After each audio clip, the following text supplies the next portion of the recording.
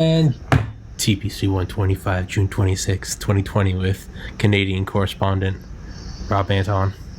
And for everyone listening, the podcast is also available on Spotify.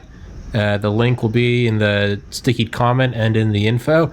And I've also uploaded the entire library of podcasts to BitChute under TPC, Tommy's Podcast. Same shit. I'll put a link in there also, because YouTube has been going more and more in 1984, and I don't want to wake up one day and realize that some politically incorrect comment by Rob, not me, Rob, is going to land this thing in the digital gulag. So it's also on BitChute and it's on Spotify. So if one day I am no longer on YouTube, you will know that the secret police have come for me because my memes have been too dank.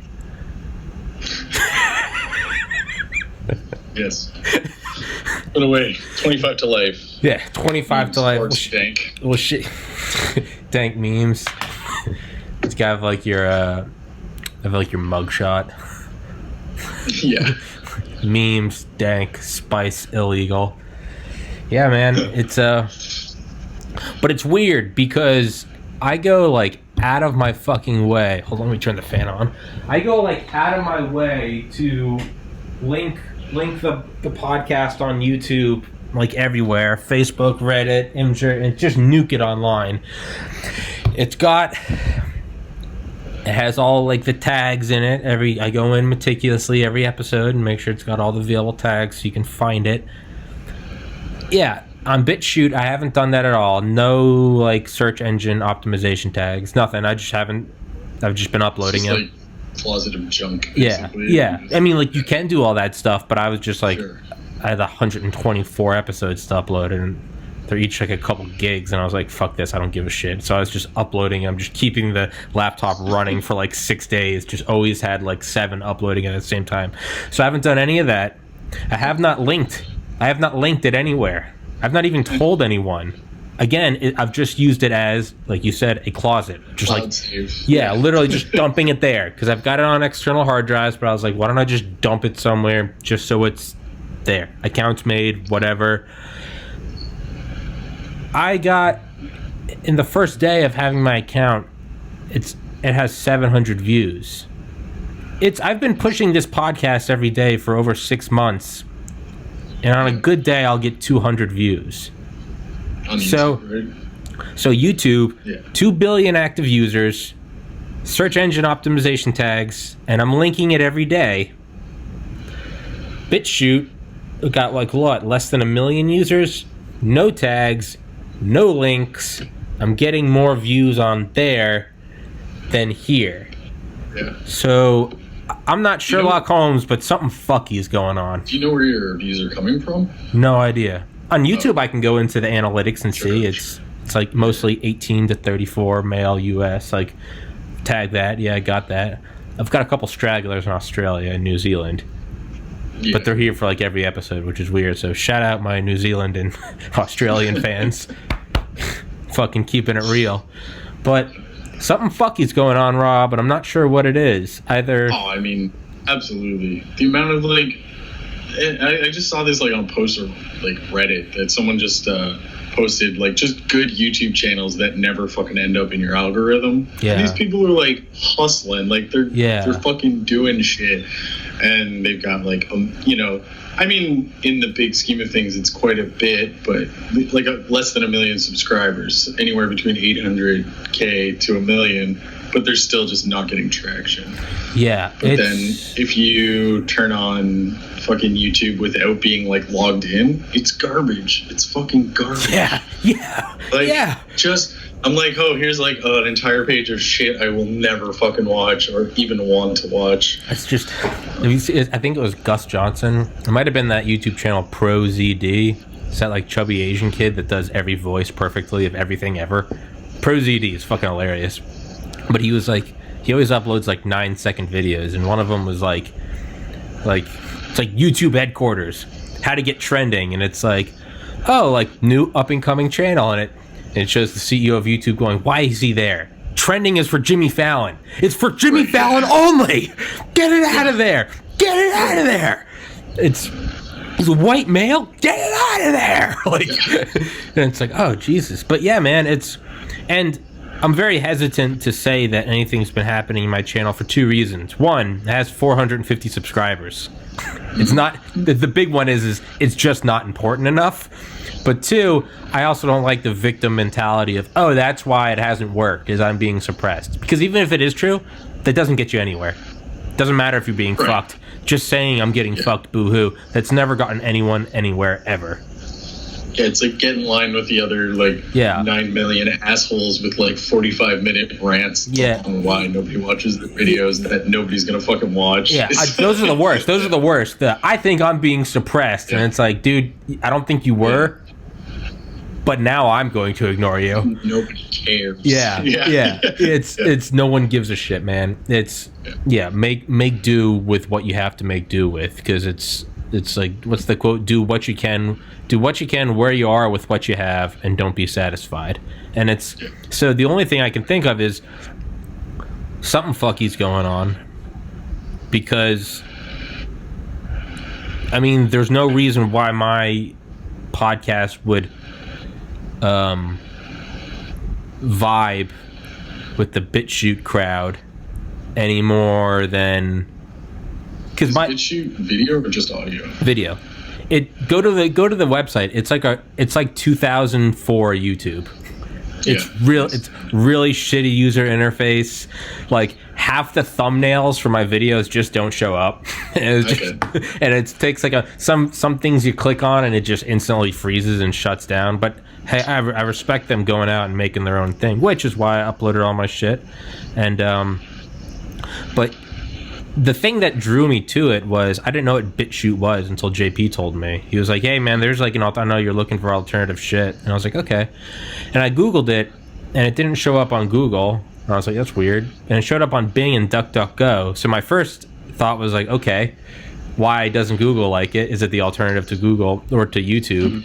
And then I looked it up, and like Google's top result says like a far right platform characterized by hate speech. And I was like, okay, so that just means it's probably really fun. Like, that just means, because if it gets painted with that label, all that really means is, hey, it's just a bunch of assholes with a good sense of humor, and no one pulls any punches. Because that's when you've called everyone racist so many times every hour, every day for the last 5 years, it loses its weight. So now when someone says it's a hate speech filled, hateful, angry, misogynistic, I'm like, oh, so it's just like 2004 YouTube. It's just funny, right? That's what it is. So, yeah. Canadian correspondent Rob Anton is, I imagine, going to get a hockey puck and maple syrup, because that's what they do up there. And sorry, I had to do something. Did you get a haircut? Did you get a haircut? Yeah, I shaved it off. I like it. Thanks. You kind of look like Ari Shaffir. Is he a comedian? Yeah, he's a comedian. He's the Amazing Racist. Do you remember him? That was like when we were at Pius. No. It was on when that show The Amazing Race was big, so he made his own YouTube channel. It was The Amazing Racist. And it was just shit now that would get you, hurled into the gulag, but yeah, that's how I got to know him, was The Amazing Racist. He would have like an Asian like driving instructor, and he'd be like, so if I do well, maybe at the end of this you give me massage? Happy ending? And she was like, who the fuck are you? He was like, I thought that's what you do. Yeah, man. So do you think that, so for the first time in 13 years, Reddit's daily traffic is decreasing? Okay. I mean, yeah. Shit moves on. I mean, it's like... Yeah. So I'm trying to think of, because Reddit blew up after Dig tanked. And then I think of like when Facebook first started. I guess it doesn't really count because Zuckerberg owns Instagram, but Instagram kind of took over. What do you think is like the next wave of platforms? Or do you think it's, if we knew, then we wouldn't be telling anyone, we would be investing? And it's impossible to know. I don't think anybody knew YouTube would end up being what it was. I don't think anybody knew, like, because like Facebook, for example, came as digital like yearbook. Basically. Yeah, that's what it was supposed to be. You know what I mean? For kids after high school. Like when I joined up, you had to have a university email, or else you couldn't get in. And now it's a place for crazy people to fucking scream at the sky, right? It is a dumpster fire and a half. Yeah, man. Like, dude, I don't even want to get into it. I don't care, dude. It's like, do whatever the fuck we want, man. It's a fucking echo chamber of stupidity. That's all it is. And it was like, I could see it becoming that fucking 5 years ago. Yeah. That's why I jumped ship. Yeah, it's like I'm done with this shit. You could see it. Done with it. Yeah, you could see it egging forward in that direction. Yeah. I feel like once you can characterize a social media platform as a meme, I feel like it's on its way out. Do you know what I mean? Yeah, effectively. Reddit's weird because it's like Facebook is kind of boomer humor, like conspiracy. You can get a lot of shit, and it had an influx of people, older people going into it because I think mostly they wanted to see like pictures of their grandchildren. Yeah. But then all that shit got hijacked and like, you know what I mean? And it's just like all these fucking crazy fucking Facebook groups and shit like that, and nobody knows where they're coming from. No. It's basically just, I don't know. I feel like the world just mined like North American old people for their information. Yeah. Oh, absolutely. That's basically all that fucking happened. Like, absolutely. Yeah. Absolutely. Yeah. No. Make no ifs, ands, or buts about it. But there is a part of me that like, I kind of admire like the Wild West nature of it. It makes me think of like the old internet, like, and because there's some the old internet was like, I don't know. It was, I don't know, because like I remember I can go back as far as like fucking stickdeath.com and shit like that. Do you remember that? Yeah. All the flash animations. Yeah, it was just like flash animation. I don't remember. I guess, what the fuck? I don't know. It just seemed like a different way back then. Whereas, like, I feel like people are like purposely fucking like vitriolic nowadays and like try to get shit going. Like, there's like more of a nefarious purpose now. Whereas in the past, it was just like, let's fucking make some funny shit. Yeah. And that was it. Yeah. Right? And then it got fucking hijacked by God knows who. You're right. Yeah. Well, once anything becomes ubiquitous and gets into every household and on everyone's pocket, the powers that be or anyone vying for power is going to hijack it. Right. We grew up with TV, but wasn't it like in the 50s there was like 500 news stations and now they're owned by 6? It's like anything turns like everybody had a local news station. Yeah, everything, it eventually all turns into that. And I also don't know, I was thinking about it, are we just looking back at the internet in a nostalgic yearning for yesteryear, but like all nostalgia, the thing you're yearning for and looking at through rose-tinted glasses often never existed. It's a creation of your mind. I look back and, oh man, high school. But then I think about it, I'm like, no, I don't think I would like to go back. Like, it was an experience and it's behind me. Like, so are we yearning for a nostalgic internet that probably didn't actually exist? Like, if we could go back in time, we'd be like, this thing sucks. Hey, there are people trying to sell me shit. Yeah, it did suck. Like, don't get me wrong. It fucking had its flaws. Slow as fuck. A lot of the shit, the interface wasn't great. You know what I mean? Like, there's a lot of things we forget. We just think back, because that's what nostalgia is. All you're doing is accessing your emotions at that time. Right? And the ones, and only the ones that you have stored in your memory banks. Which are the good ones. You don't. Exactly. So, yeah, you look back at high school and you remember like the funny day where you and whoever did this thing, but for every day that there was of that, you don't remember the 90 mind-numbing days where all you did was count the minutes on the clock. Like exactly.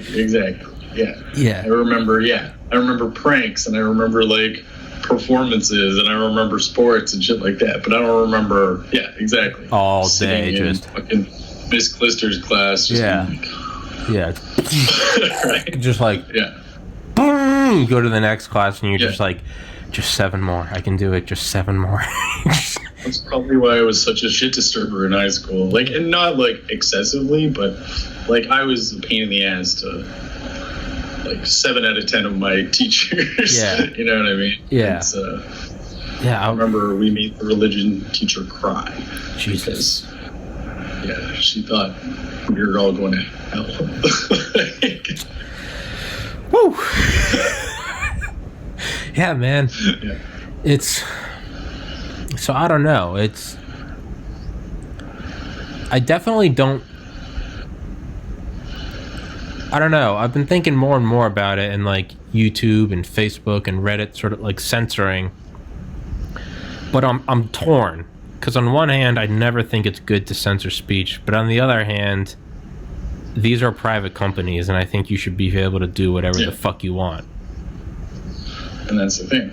Yeah, it's like not like if we want to have a real free speech platform, then we would have to come together as a people and demand subsidize that the government subsidize a public platform. That's what would have to happen. And it would be horrible. That's literally.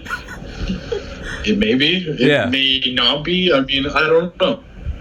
Like, I can't speak because it depends who they get to do it. It's never happened. But judging if it's run the same way as everything else is run, then it's probably not going to work. Yeah. Especially if it comes out of your guys' country. Yeah. Well, like your government can't run shit. Yeah.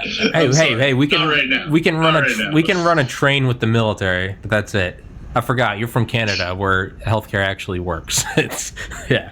So I realized as I was saying it would suck. You were like, that might not. Today we had like 100 COVID cases, and Florida has 7,000. Hey, bro, number one. We. Yeah. Hey. USA, man, number 1. It doesn't matter what the category is. We're taking home the gold, whatever it is. Whether it's obesity or illiteracy, or whether it's income and military might. Woo! Gold trophy. It's just across the board. But yeah, that's one thing I was thinking about. It's like it's almost like free speech. Like you should be free to be a racist and wave a Nazi flag. You should also be free to lose all of your friends because of it. Yeah. If you're a platform, you should be free to censor whoever you want to censor, and you should be free to shoot your company in the foot. If Starbucks can let somebody go because they have a fucking face full of piercings, then they can also let somebody go because they made some fucking racist rant on YouTube or whatever, right? So like, this is the whole like cancel culture. It's like, it's not like people are coming and saying like, the company has made the fucking decision because they're run by their bottom line, and they realize, having this fuckwit in our company makes people not want to come spend money on our company. And our company exists to make money. Science. Yeah. Exactly. No, I'm with you on that. Yeah, it's not as nefarious as people make it out to be. Myself guilty of it. I'm like, oh, that's just cancel culture. I'm like, it might be because that's like a Jiffy Lube, and they can't have some dude with a swastika tattooed on his forehead because they change oil. And they don't make money if everyone's like, "Hey, fuck that place." So yeah, you're right. You're right, and I guess, and it can work any way. If you have cancel culture because someone is, some like Joey Diaz motherfucker, like, and won't apologize to anyone, and your company is like, let's just say Joey Diaz works at Starbucks, and if Starbucks fires him, it works both ways. People could be like, "You fired Joey Diaz because his comedy is too raw? Fuck you, I'm not shopping at Starbucks." So it goes yeah, it does. It's the idea that like Facebook can't censor this. I think they absolutely can, but it means you're free to create your own alternative and be like, we don't censor anything, and pull people away, which is happening on a very, very small scale, but it's happening on the Reddit alternatives like Vote, Set It. What are the other ones? Discuss, DISQ. I have no idea. That's how tiny they are. I don't care enough to fucking give a shit. Like, I really don't. Me neither. When I see those things, I'm like, oh, okay, so these, like, cool. It's almost like... It's cool. Like, I go for it. I like it. I guess so. I like creating your own thing. Everything I equate, it's like, goes back to... Because, like, this is... It seems that people stay in these, like, fucking school day mindsets. So it's just, like, the group of fucking chuckleheads who don't want, like, do what everybody else is just, like, doing so we can all fucking move along. Fine, fucking go spend your recess in detention. Like, I don't give a shit. I don't give a shit. Like, just get the fuck out of my way. No, I'm with you on that. They're definitely cool. Because, I mean, like, I can't have my own podcast and then shit on other people for trying to create their own little thing. Like, because that's pretty, So Reddit or Set It, I don't even whatever. Vote, the Twitter alternative, Gab, YouTube alternative, BitChute, and I think there's another one. Yeah, I mean, Reddit grew out of the wake of Dig, or Reddit filled the void of Dig shitting the pants. I think it's cool because there is an opportunity for those things to just blow up. I mean, Facebook overtaking MySpace.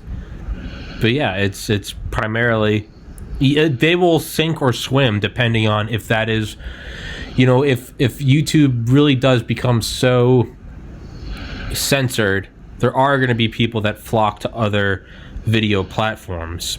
But at the same time, if another video platform, like 30% of the channels are all like QAnon or like conspiracy theory now or part 41 of 45, why the Jews are in bed with the lizard people, you're only going to have so many people go there.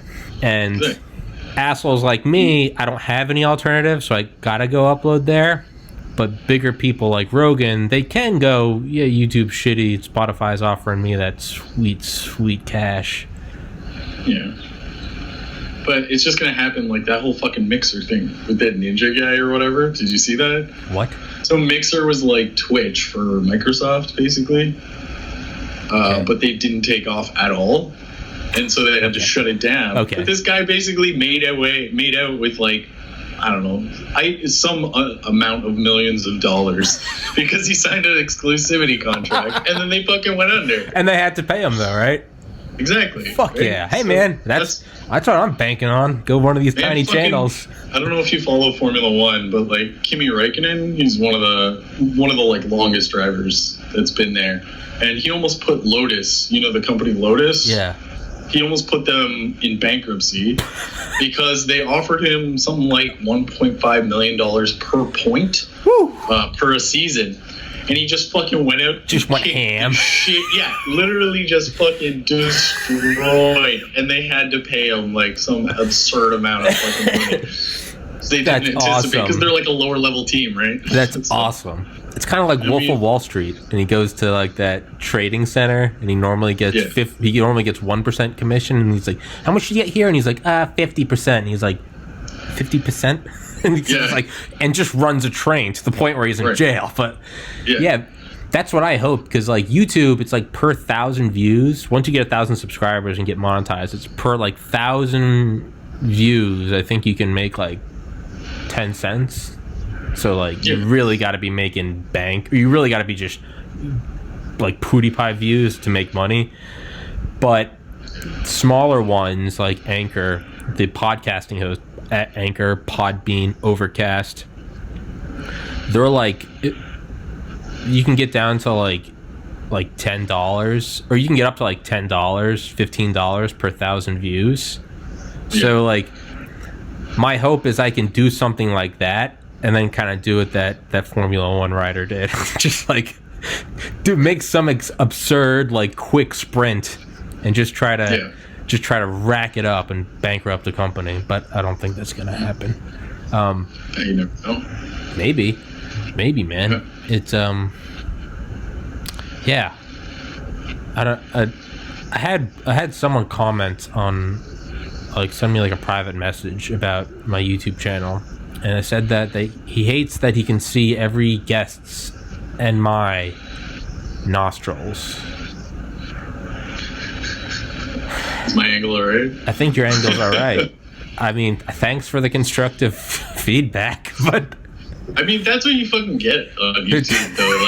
Like, there's this guy I watch he's like this British guy living in Japan, and he's, every once in a while, he'll just do one video that's just like my hate mail. And just the shit that, like, people send him. He's like, what the fuck? Like, how are you even, like, thinking? Or, how like, are you that angry? About this shit? Yeah, I always feel bad for people when they've really got something, like, negative to say about my podcast, because I instantly think, like, I see myself in them. And I'm like, whenever I get really angry at someone online, it's because nothing else is going my way in life. And it's just, there's a target to take out, and it's just like a punching bag, and I'm Mike Tyson on meth. And I'm like, I'm not mad at you. I'm mad at everything in my life, and I'm just projecting it onto you. So whenever someone's, like, really angry at me, like, I'll often just respond, like, privately. I'll be like, is everything good at home, man? And honestly, every once in a while, you'll just get people like, no, dude, like, everything sucks. And I'll end up having a heart-to-heart with some stranger, some anonymous Redditor that I'll never know where they're from. And it's just like, my wife left me. And I'm just like, it's all right, dude, like, let it out. Like, but sometimes people are so mad. I'm just like, is everything okay? And it's like, that's all. You gotta, just poke a hole in the dam, and it just blows open. Some people are like, yeah, everything's fine. You fucking suck. Your podcast sucks. I'm like, okay. Like, whatever. Thanks, man. Thanks for the hits. Like, your comments help me. Yeah. Could you say it one more time? Podcast suck. Kill myself. How do you M-Y? Okay. Oh, me. Okay. Kill myself and upload a live stream. Okay. You should do like a 30-minute video of just reading out all the hate comments you've got. Yeah. Okay. Yeah, I could. Yeah, do it. Might as well. I found early on that every once in a while I'd get like bots commenting on my channel. Okay. Because I'd upload it, and within like the first 30 seconds, it'd be like, great, loved it. And like at first, naive me was like, oh, cool, fan. Like, yeah, right. Yippee.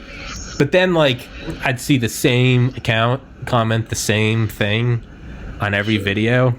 And then, like all bots, you could just, it's almost like the uncanny valley. You can just tell something's off. And it's like, great video for me. Hands up if you like this channel. Like, right. Okay. So I'd just be like, God damn it. And I would just, like, mark it as spam. What I didn't realize then is, like, YouTube will go through and, like, they'll nuke that account. If it comes up that spam. But then that also means I lost them as a follower. And I like a subscriber. And I'm trying to get to 1,000 to get monetized. So now I like don't report any of the bots. So on any one channel, you'll just see like a bunch of like, or any one episode, it'll be like, good job for me. Go to this website.com for great shoe sales. And I'm just like, no, like I hate it, but I'm like, I also don't want to get rid of it. Like, fine, I'll go get your shoes. But it's also happened that like that used to happen on Instagram a lot whenever I was trying to like sell t-shirts with my shitty graphic design. And so I'd always just respond like very angrily because I knew it was a bot. I'd just be like, fuck you, you piece of shit, And I'd always just like post I'd screenshot them and post them. And one time I got a message and it was like, I hope you don't talk to all your prospective clients like that. And I was like, what? I realized it wasn't a bot. It was just some dude that was like, great job, space, exclamation mark. And I was like, just tell them like, that's my catchphrase. I was like, go hang yourself. And the dude was like, hey man, I wanted to get one of your, I was like, oh my fucking God. So I apologized. Yeah. Really great conversation there. But, yeah, man, what's, as someone that's into, I guess you're more Formula One. I was gonna say, enlighten me on what the fuck is going on with NASCAR right now. They banned the Confederate flag. Fair enough. Yeah, that's it. All right. It's literally all that happened. All right. And then one of their black drivers had one of his sponsors was Black Lives Matter. I thought you were gonna say I thought you were gonna say the black guy was sponsored by the Confederate flag. I was like, how? No. How? And then I guess there was something about like a noose or whatever, but it was just a misunderstanding because like NASCAR people don't have like they move depending on where I think what track they're going at. Like they get new garages and shit like that. So apparently they just walked into their new garage, and I don't fucking know how this happened again, but apparently there was like a noose. But it had been there for like a long time. Oh. Well, because they were weirded out because it's usually really fucking hard to get into a NASCAR. Like shit's like Fort Knox, right? Yeah. Like so if the implication was if this is here, this isn't just some fucking rowdy fan. This is somebody in our organization. Oh.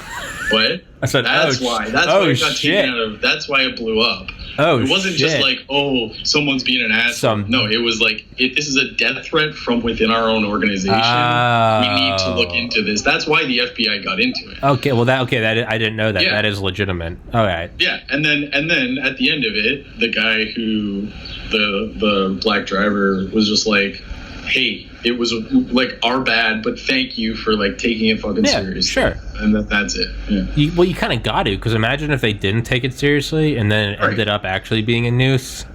Right. Holy shit, that would look bad. I think it's just a combination of shit being blown out of proportion because as is tradition. If that was as is the times, right? And things like that getting picked up really quickly. But yeah, I don't know. It's I think it's funny because like, I mean, like, what's your feeling on the whole? Like, what's your feeling about that flag in the first place, or like on the what? Confederacy? Like, aren't you guys Northerners anyways? Yeah, I'm from New Hampshire. I've spent the vast majority of my life in Georgia and a little bit in Arkansas. I would say before college, I legitimately just viewed it as like a flag. As just like not really giving a fuck, just in general, just being a general 18-year-old. I lifted weights and beat off. It wasn't really a pressing social matter. But I think growing up in Atlanta or going to Pius, it was out of the idea that it would be racist. I was like, what? It's just to me, it's just like, that's just like a Dukes of Hazzard. You know, you see just like a sleeveless wife beater with Confederate. I didn't think anything of it. Going to Valdosta, well, doing my second 2 years of my second half of college at UGA, there was a lot of Confederate flags, but even then it was as common as like frat boys wearing like fishing shirts. But being at Valdosta for 2 years and truly seeing, I mean, unbridled, unfiltered racism, and you know me, I'm not some virtue signaling, but it was like, it was me and like 4 other guys from Pius. We're all in like the same frat or pledging, and I remember like every once in a while it'd be like us 5 together, like having to do some stupid shit, like sweep like the top of a chimney, just some stupid pledge shit, and it'd be like, do you guys hear like the N-word a lot? And it'd be like, yeah, what the fuck, man? And it'd be like, dude, I don't like. I understood people saying it in the same way that you would like say like Hail Satan, being an edgy teenager, but like never hearing it like an everyday conversation and with malice and with anger behind it and with a hard aura, like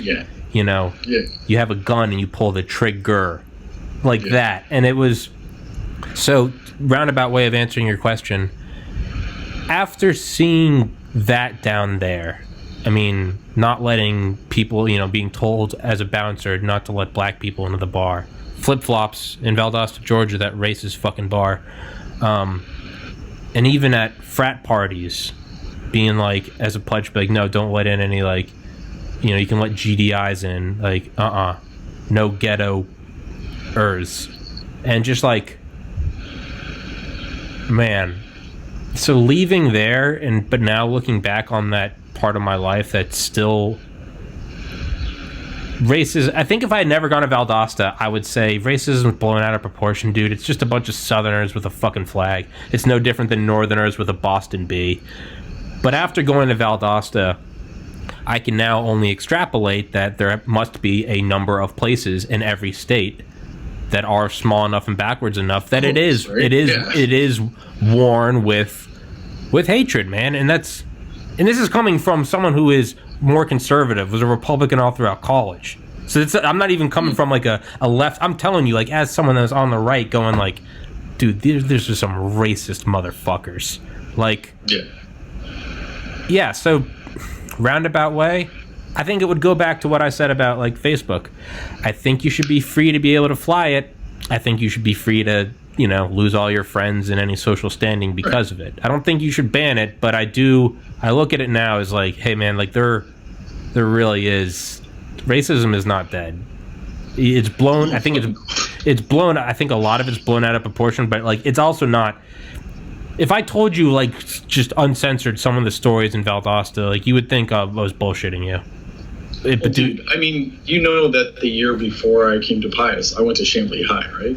Okay, all right, yeah. So okay. So like I knew, like the first fight I got in, like some of the reason why I wasn't allowed in some of the other private schools was because that first year I got in a fist fight. I beat the shit out of some kid, and it was on my record, right? Yeah.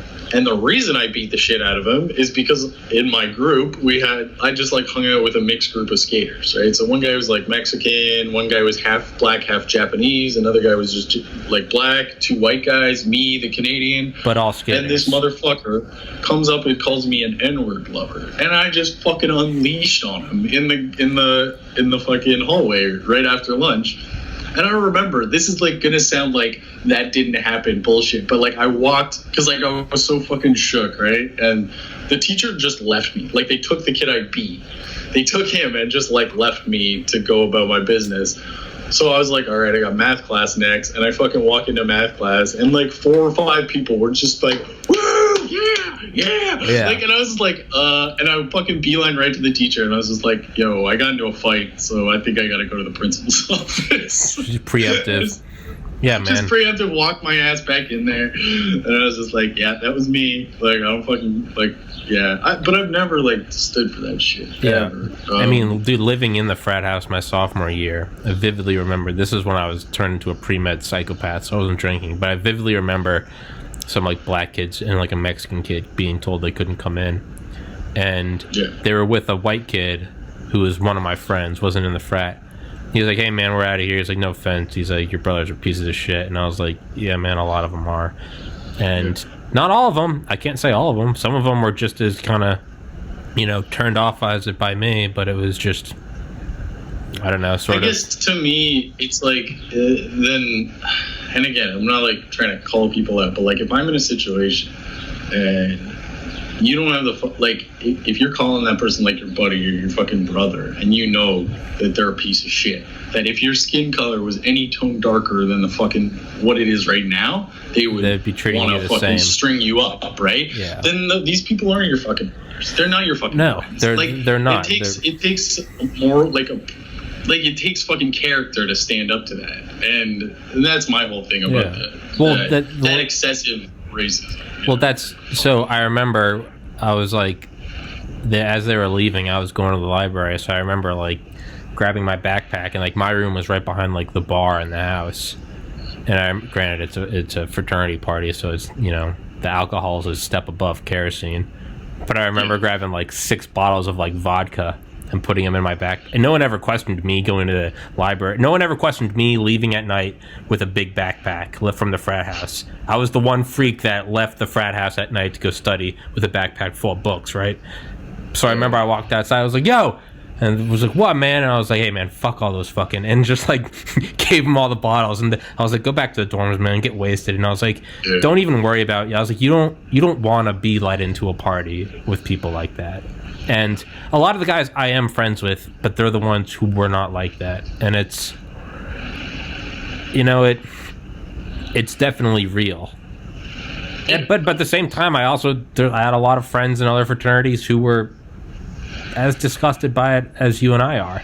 And they're Bubba from down south. They've never been to a city, and they're just like. Well, I'm not saying that. Like every person with like a southern drawl is. That's not the case at all. But there were a fucking lot of them, and it's. Yeah. I mean, I still remember just being like, just shocked by it, and I hate it because it sounds like some virtue thing. Like, I was so disgusted by it. Like.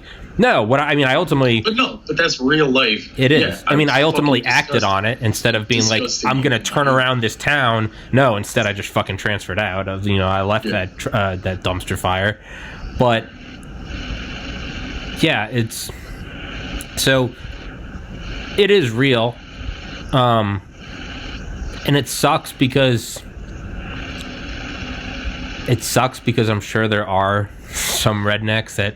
just had the Confederate flag, no different than the reason I have my flag. They've just had it and they like it, red, white, and blue. But I understand the resistance to it, and I completely get it. I could go back to like also how your country dealt with them at the end. They kind of got a pat on the head, the Confederates. You know what I mean? After they got their ass kicked, they kind of were like, okay, like if you go back and like look at history, Lincoln didn't want to like pursue, keeping like them slaughtering. Yeah. They were like, all right, let's try to unify again. Yeah. Whereas like, and again, I'm not trying to be like everything is Hitler, but if you want another example of a fucking hardcore fascist movement taking over trying to take over a country and then getting its ass kicked, where else are you going to look right now, right? Yeah. So like, Germans paid reparations to Jews after World War II, right? Except for all that sweet Axis The loot. South continued a terrorist campaign against black people for 300 years, following their 4 fucking year run. 4 years. Yeah. Fucking 4 years. Dragon Ball Z has more cultural impact in our country than the fucking Confederacy does. I'm sorry. It does. Right? No, you're right. Seriously. You're right, dude. It's like ISIS has more staying power. How they fucking do. sad is that? They do. ISIS stayed around longer than y'all. There's like, at what point? What are you proud about? Like, what are you fucking proud? Where's your pride? Yeah. It's not like, and we all know how the South inherently got its huge influx of cash. That's not a fucking mystery, right? Exactly. Yeah. So it's just, it seems like a bunch of, to me anyways, as being from another country, like if we had some fucking rogue element in our country, that's like okay, my family was chased out of Yugoslavia by communists. That's like if motherfuckers came driving in front of my grandparents' house with a big old fucking star and sickle fucking Soviet Union and was like, ha, I killed and oppressed your family and took their land. Like, fuck you, I'm gonna burn your fucking truck to the ground, motherfucker. That's my response. Because it's not a heritage, it's not a proud, it's you fucking killed people, you fucking took their livelihoods, you took their land, you took their humanity, and now you're fucking celebrating it. Go for yourself. I understand that entirely, man. It's I mean, but if you're so NASCAR banning it, it's a private company. I think you're free to. I think if you're a private company, you're free to ban the American flag. I don't think it's any different. It's if you still want to have it, I think you're allowed to have it. You should be free to lose all your. I'm not saying anything like that. I'm not saying anything like that. I'm just saying. Of course you can, but don't be fucking surprised when somebody throws a goddamn Molotov cocktail in the back truck of your bed. I don't care. If you're gonna promote violence and oppression on other people, don't fucking come crying when it comes flying back in your face. You don't apologize. I'm with you 1,000%. A private company, I think you're allowed to ban it because ultimately you're a private company, and if you're like, hey, our bottom line's going to be bigger if we get rid of this thing. Exactly. Okay, cool. Wait. Yeah. Cool. One thing I saw was like this guy, this like black guy or whatever, was like, yo, like, guaranteed, we're going to be there, first fucking race. And then, like, his follow-up post was like, y'all think we were lying. And they're, like, right there at the fucking edge. There's, like, 40 people, all, like, a bunch of black guys. And it's like, yeah, you've just, like, opened up your fucking... All you've done is opened up your sport to a whole other demographic that is a large portion of your people population. And the people you're going to lose...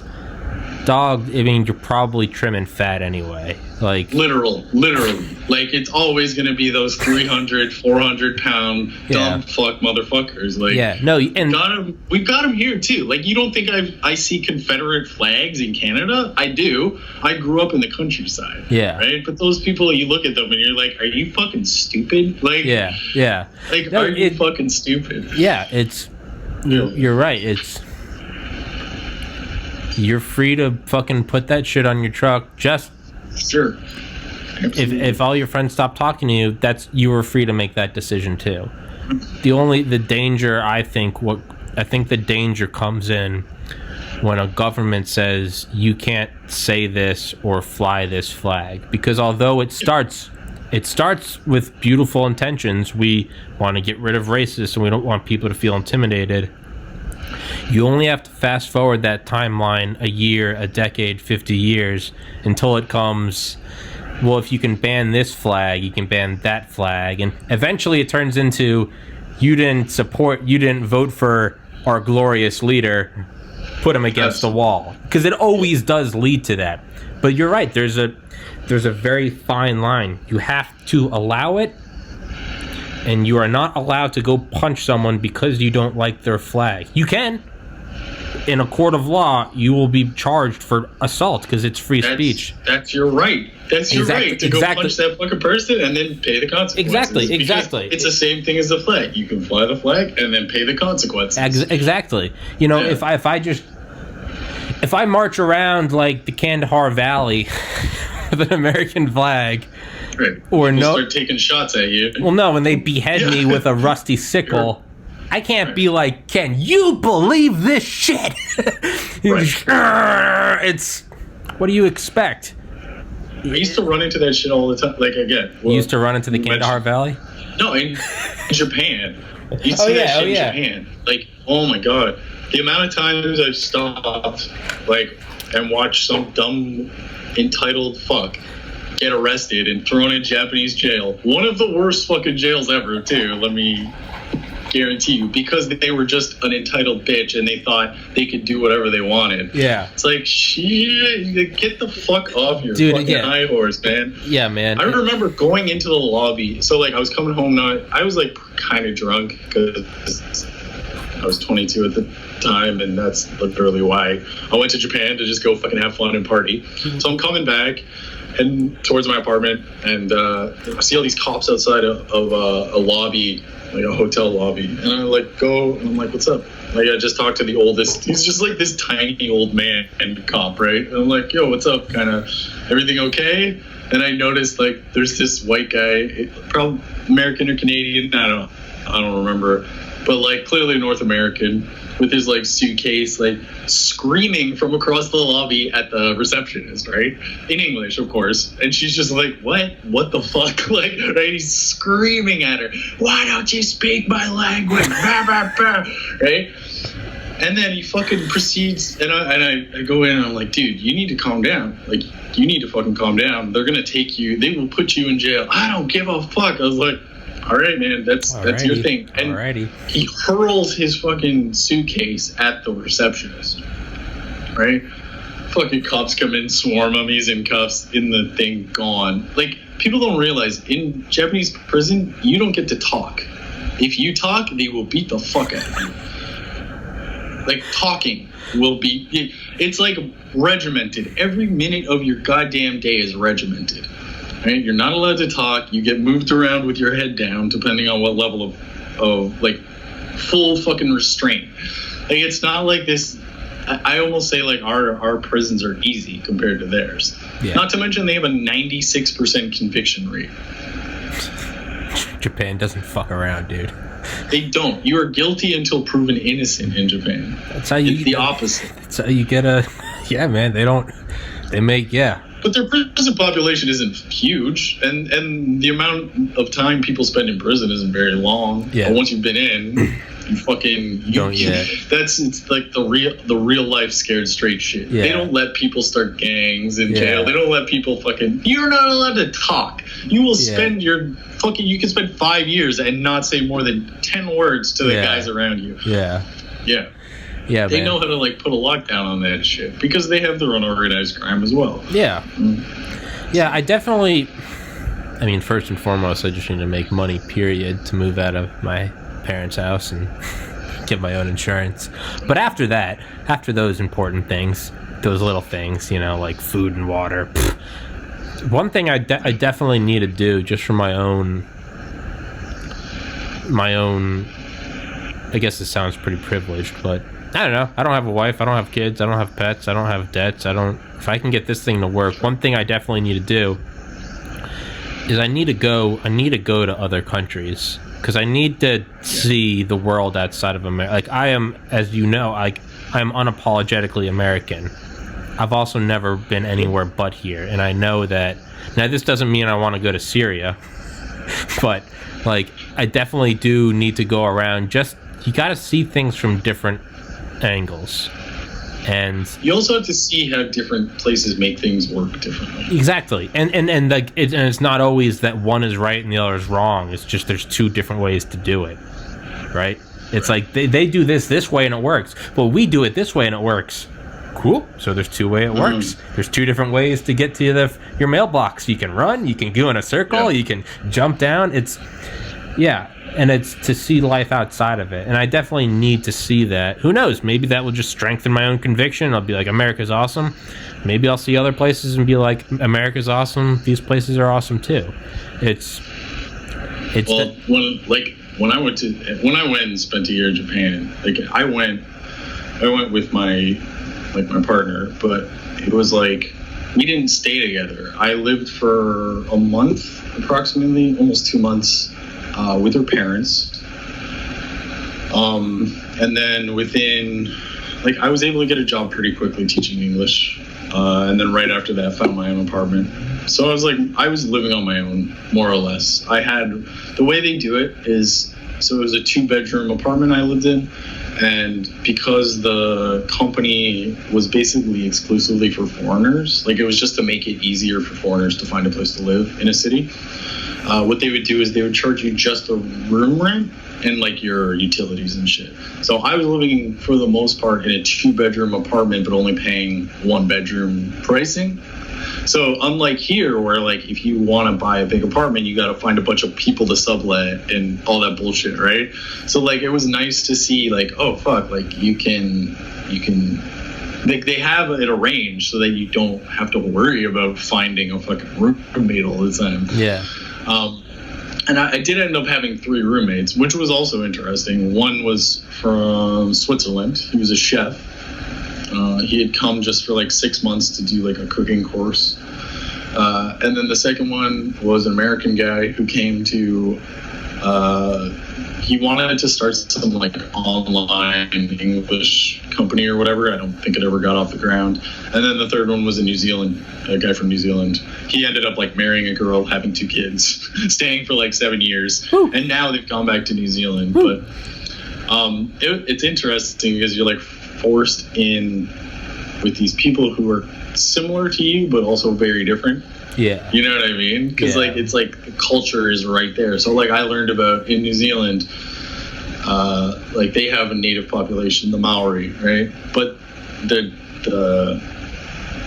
I'm not gonna try to sugarcoat it. Shit was bad, it was with any colonizing country. Yeah. But as is tradition, they keep Maori heritage a little more. He gave me this little jade idol that's just a friendship thing, and even when he's talking, he always said words. I'm what the fuck did you say? And he's oh, it's Maori. It's common, we often say it. It's just because they're an island nation, right? They've created their own culture, and it's fucking interesting to see that, because I'm Canadian, but we know what America is like. Like, we're not fucking stupid. You're right there. Yeah. All of your media, like all of your news, we get it. We know what you're like. So it's weird seeing basically white people, but like in a small island nation where they have to care about conservation and they have to care because they don't have a lot. Sustainability. You know what I mean? Yeah. They have to take care of their shit. And that was another thing I learned about in Japan. I was like, oh, the main difference between Japanese culture and North American culture is we talk about like bootstraps, apps, and personal responsibility, but it's just fucking words. Nobody actually practices that bullshit here. Yeah. Everybody's just a selfish cunt. Yeah. Right? But you go to Japan, it is fucking like the societal pressure that is placed on you for being a self-serving fuck out is insane. You can't handle it. I flicked a cigarette into the street once. Oh, Jesus. And thought someone was going to kill me. Like, because it's like, how fucking dare you? How fucking dare you do that, right? Yeah. So in Japan, they have this thing called wa, which is like the collective, like all of us, you know what I mean? And so you see a lot of different things, like schools don't have janitors. They don't have lunch ladies. That's the kids' job. The children clean up the fucking school because they're the ones who are in the school all the time, right? If it's your school, then fucking take care of it, right? I don't know how often it is, but you know how like we had homerooms in Pius? Yeah. Basically the way it would work is your homeroom would serve lunch for like a 2-week block. You know what I mean? So you would get the food from like wherever, just like we got our food from wherever. And then instead of some grouchy old fucking lunch lady, you'd have your peers serving you. You know what I mean? So I don't know if I'd want my friends serving me. But the thing is, but even that, like, so when I talk to my partner about like how were kids in school, she's like, everybody's quiet. They just shut the fuck up and listen. Yeah. Like there's none of that like bullshit like we do when we were kids. That we perpetuated. Exactly, right? So like they don't have it. They don't, and it shows in like, you know, test scores and all that kind of shit. It's like, oh, these people Those are actually fucking learning, and we're a bunch of morons who think we're better than everybody, basically. Don't call me a moron. Hey, I just wrote down the timestamp. I gotta go piss. I'll be right back. Yeah, no worries.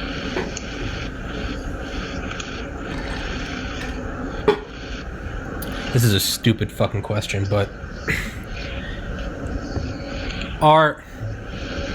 did you ever go to Hiroshima or Nagasaki? I never went out that far. But yeah. But why is it that I feel like I should know this? Why is it that those places are still habitable as opposed to like other? Well, actually, I guess no, because you can go to all the nuclear sites in Nevada, and there's not like they're dripping with radiation. It was actually, I think those first bombs didn't have near the actual like fallout that even our reactors these days do. I think that's all it was. It was just like, I don't know. I'm not a scientist, but like fucking, I have a feeling because you can live. They're highly populated areas. Yeah. Well, I'm just thinking, even all the nuclear sites out in Nevada. I mean, like you can take tours through them. So I think. Well, you can still. There's people going back to like Fukushima area right now. Yeah. They just have rad, like fucking Geiger counters everywhere. Yeah. It's not like some Chernobyl shit. It's not that bad, I don't think. Like, it's bad, but it's... And also the government's actively trying to... like, they're digging up all of the irradiated dirt and sticking it somewhere in the middle of fucking nowhere. You know what I mean? Yeah. So they're trying to reclaim the land. Yeah. It almost seems like life is a video game because, like, there's the option for this, like, limitless energy. Yeah. But if you fuck it up, it's like, right, it's some like potion or an elixir. It's like you gotta mix it right. If you mix it wrong, you know, you do it right, you get superhuman strength. You can go slay a dragon. You do it wrong, you're gonna kill your character. It's like, well, look at fucking life on Earth, man. Like, if we were a light year closer to the sun, we'd be not here. Like, it's you know, it's even just humans, we can only survive in this very small section of like 10 miles in like from the earth, you know what I mean? We go too high, we fucking pop. Yeah, you know? We can't breathe. Exactly. So we go too deep, we fucking implode. So I often think though that if the earth was a little closer, everything just would have evolved differently. And and if we were 1,000 miles closer or whatever, or 1% closer, we'd then be looking at where we are right here and be like, man, if we were out there, we'd all die. You know what I'm saying? Yeah, it's probably something like that. I think it's just the human concept that we think this is perfect. Yeah, the Goldilocks Zone. It's just, like what? No, you grew into the Goldilocks Zone, right? Exactly. It's not like it's like when you see like a piece of grass growing through like the asphalt. And you're like, if this was an inch to the left or the right, it wouldn't exist. And it's like, well, no, it found the crack and it came through there. It's not. Yeah, exactly. If you go under, the root is actually 5 feet to the left. It just fucking crawled its way to the crack. Like, that's why, like, when I could never wrap my head around people who didn't believe in evolution. I was like, have you fucking taken a look at this world? Like, have you taken a look at how many different things live in how many different places in how many different ways? Yeah. It's like, I don't know. It never made sense to me. Yeah. Dude, I had the most insane dream I think that I've ever had. And like any true dream, you can't really explain it. Sure. But, so I'm not even going to bother trying to explain everything that like led up to this. But it was like towards the end, it was like I got to see what it was like to die. And like there's a bunch of different shit you can do when you die. But like one of the first options is it's like, you know, when you die in like an online like deathmatch or something, you can just observe. One of the things was like you can just observe. Like if you want, you can stay in the server and observe. Or there's there's reincarnation, there's heaven, it's all optional. It's like you can go see hell if you want, but you're allowed to leave. Like but it's all this shit. But one of the things was like you can do you can stay in the server before you reincarnate. Some people want to reincarnate immediately. Some people, it's like you can actually go back into life and you just branch off in a different timeline and you can go right back. So it's like once you die, like no one dies involuntarily. Like you have the option of going back. So people that are dead, they chose to stay. This is obviously on the dream. But one of the things is like you can observe. And everyone that's dead can like see each other. And you're still in like your human form, but like no one else can see you. And so it's just like a bunch of people that are dead together, and they're just like, you know, no one else can see you, so you're all around like one person at like the supermarket, and you know, giving them wet willies and shit, and it's like, but everyone's just laughing their ass off, bless you, and everyone's just like laughing their ass off, and like, there's like the option of like, you can like fuck with like your loved ones. It can't be anything like nefarious. It can't be like haunting, but it can just be like stupid shit, like.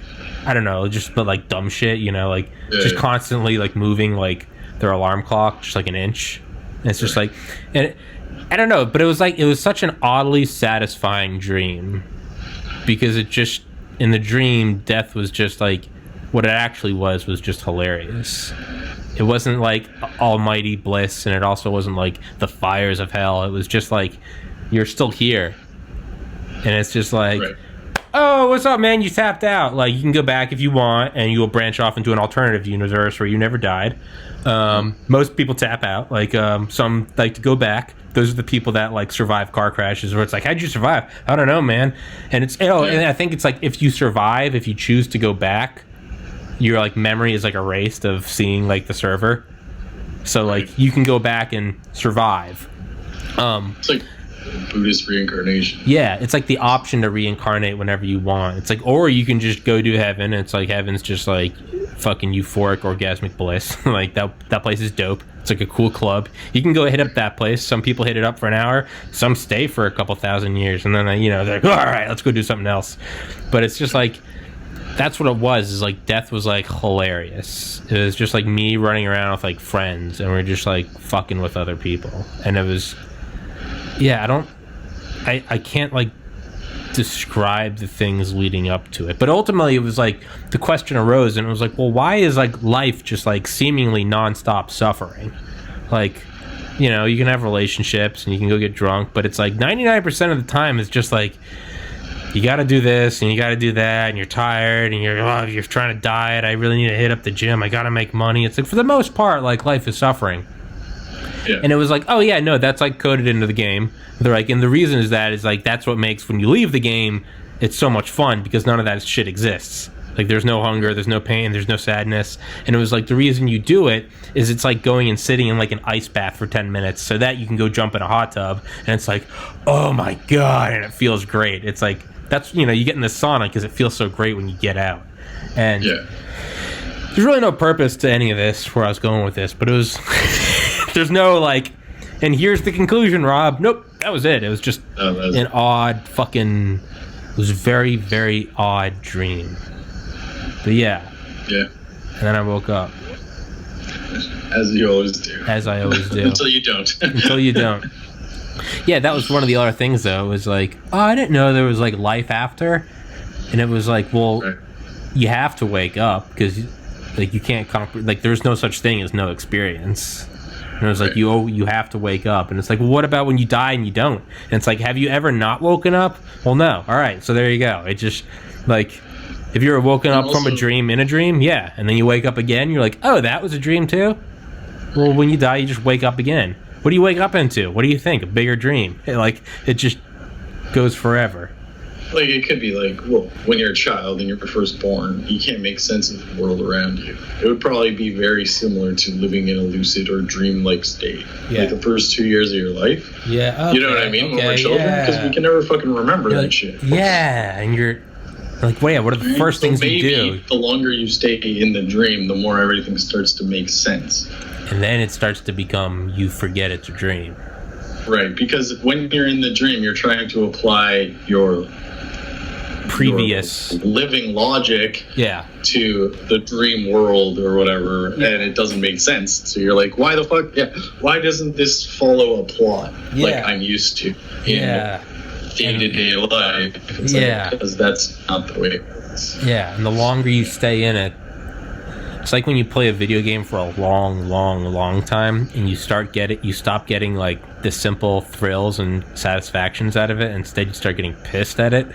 You know, it's like the first time you play Grand Theft Auto campaign, it's like, this is so cool. And then once you're speed running it for the 100th time, instead of being like, this is so cool, the graphics are great, you're like, fuck, missed a turn. You're like, that fucks up the whole speed run, because now I can't do this, and then you gotta do that, you gotta go get Jimmy, and it's like, dude, it's like, it's the same game, but you're in it for so long, now you're like, fuck, I can't do this, why did you spend money on the silencer? I'm saving money so I can invest, and it's just like, why are you even playing the game, man? Why are you even playing the game?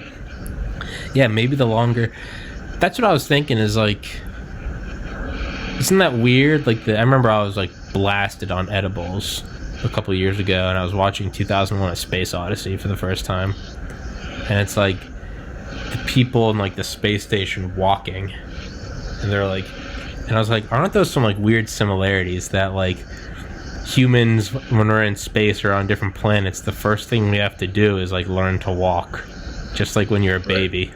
Like, you gotta learn to stand up, and it's, you got your arms out, and you're like, and like, you have to live in like your own cocoon. You have like a spacesuit with like food and water, and you piss your pants, right? You got like your evacuation system, and it's, it just kind of repeats itself, and it's all what I imagine would just be super like novel, and I guess if you stayed in space for a long enough time, you'd probably get to a point where you just fucking pissed off, and these stupid suns in my eyes, and like, of course, absolutely.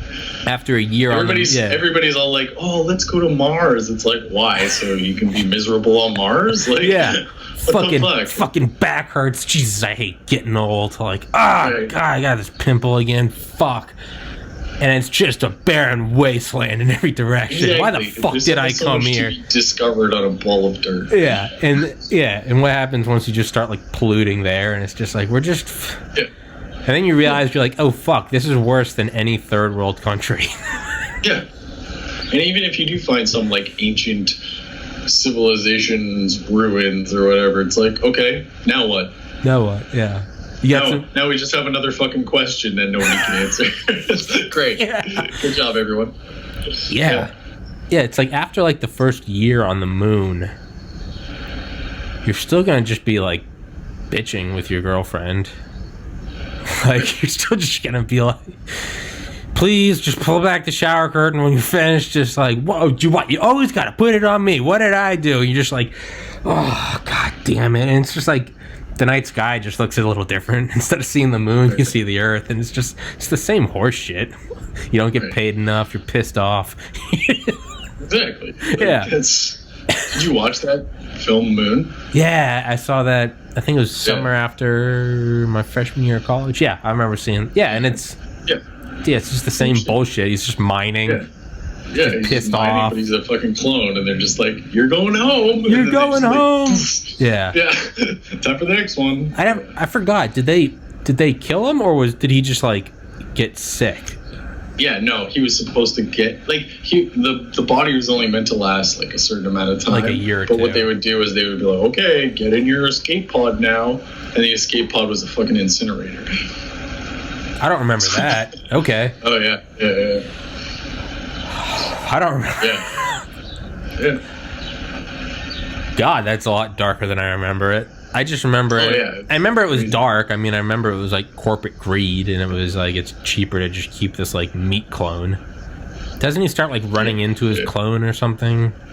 Well, that's what happens is like he crashes and then he reawakens back at the base, not knowing what happened. So he's like, how the fuck did I get back here? There's nobody else here. And then eventually he escapes the thing, goes out and finds himself, and like saves himself from the crash before the body dies. Yeah.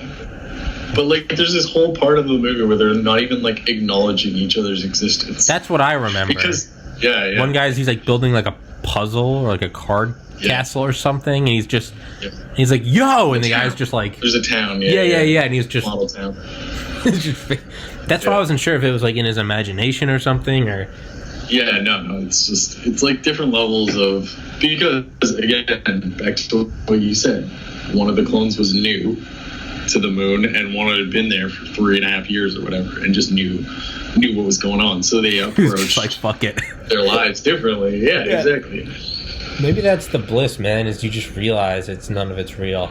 And he's just like, fuck it. Yeah. He's got like just a stove and a beer, just building the model castle, just like, It just comes down to like, the only way you're going to find happiness is like to position yourself in a place that makes you happy. Exactly. That's it. I've been thinking about that a lot today because of the dream last night. I was just like, every day there's just like crushing anxiety, like, is this podcast going to work? Like, and it kind of dawned on me, I was like, one of two things is going to happen. It's going to work, and then I die. It's going to not work, and then I die. Right. Like, admittedly, one of the rides can be awesome. One of the rides could be the Tommy Kerrigan experience, create a podcast, and now I don't have to work, and I can just play video games and shoot the shit with my friends and just talk bullshit. Rob, you're going to be in my posse. And then the other is just that it doesn't work, and that could branch off into, okay, it doesn't work, but do you keep struggling and trying to get it to work? Do you just say fuck it and go get a job and all right, whatever, let your dreams die? But either way, whether it turns into nothing or whether it turns into you get $100 million deal from Spotify, ultimately, like, no one gets out. No one escapes. Right. And even once you get it, how long can you keep it for? Yeah. Right? Yeah. It becomes exponential, the amount of work you need to do to keep it up, and then fucking any asshole can come from out of anywhere and be like, oh, bro, just I don't like this guy. And then he takes 10,000 people with, like, I don't know. I think if you're going to look for a successful model to just because of based on your personality, you're not like super liberal guy, but you're also not I I always find it funny when you and JP are like, we're both conservatives. I was like, maybe in title, but like when it comes down to the shit we talk about, I don't really. No. I don't put you in the same place. And maybe it's more Republicans. Yeah. You're not Republicans. Like you're not. No, I'm as not Republican as I'm not a communist. Yeah. I think I've just been told, like, screamed at in angry messages, I'm a dirty, like, Republican for so long. I've just been like, fuck it, okay, like. Yeah, it's I wouldn't say, because that's where I stand. Like, for example, if I go through just like political Reddit, right? If I look at liberal, I usually hate what they have to post. If I see conservative, I usually hate what they have to post, because all they're posting is just like, look what they did. Look what they did, right? Yeah, it's just like, the only people the only places that have posts that, and I don't agree with all of them wholeheartedly, but like libertarian and socialist. Those are the two people that only actually ever fucking make sense to me, because they're talking about actual issues. They're not talking about like, look what that side did. Like I just saw a libertarian post talking about like Trump pulling some law or something, like just trying to like sow discord before the election. And I was just like, see, like these guys are more conservative, but they fucking see what's going on. And I think that's my whole point. It's like, you either see it or you fucking don't see it. That's probably where I lie on the spectrum if I were to actually take like a test or something. No, I would say I'm as much Republican as I am Democrat, and that is I'm not. Right. But yeah, I've thought about what you said, and then you got to maintain it. I think for me, it's like the goal is to get it to an amount of money, and who doesn't want to be a multi-billionaire? Like, but to me, it's like get it to an amount of money that I can then like take off the table and like put in like just some boring blue chip investment. And then it's like, okay, now no matter what happens, I know that I'm good. Not that I'm good to live in a 6-story LA mansion, but I'm good that I can just not have to work forever. Like, never have to work. To me, that is like the success. Is like, if I could get, let's just say I can get this podcast to go to a point where at any given time, its value is $5 million. I would take as much as I could off the table and just put it in some boring blue chip or like CD stock where I can't touch it for like 20 years. And then no matter what happens, I'll always be able to at least afford like a tiny, like 2,000 square foot single like story house. Like, that's all I want, is I want the ability to like know that I never have to like go be a cashier again. What are like, okay, that's another thing I wonder. Like, what are the chances of you actually in Maine being able to afford a house? What's the housing market like there? In what? In Maine. I'm not in Maine. I'm in Maryland. Oh, sorry, Maryland. I haven't been in Maine. You're from Maine originally. Yeah. From New Hampshire. I lived in Maine. God damn it, Rob. You should know you should know my background like the back of your hand. Are we a couple or are we not? We've been dating for 15 years and you don't even know where I'm from, Rob. I should have listened to my parents. They said don't settle for him. I want a bigger ring. Area. No, I don't. What's the housing market there? Fuck if I know, dude. It's ultimately, I think I want to go up to like New Hampshire, and I just kind of want to go into the middle of nowhere and buy like a tiny place. But even that, I don't know what it is. I certainly can't afford it, dude. I can't afford anything. It's same. Like, I live in downtown Toronto, basically. Yeah. And average house price, like, there's one up there that's going for $1.2 million. It's a fucking 2-story, 3-bedroom. Jesus. Yeah. No, I don't. No, yeah. I really want to go just be away from like everything. Honestly, that's within a year I'll probably be out of this country. Really? Yeah, I'm probably moving back to Japan. So that's badass. Yeah, because there I can actually they don't buy, like, houses are worthless. It's the land that's worth. Right, so if you go into Japan, you just buy land and then you put up a house, but it doesn't cost you fucking $500,000 to do it.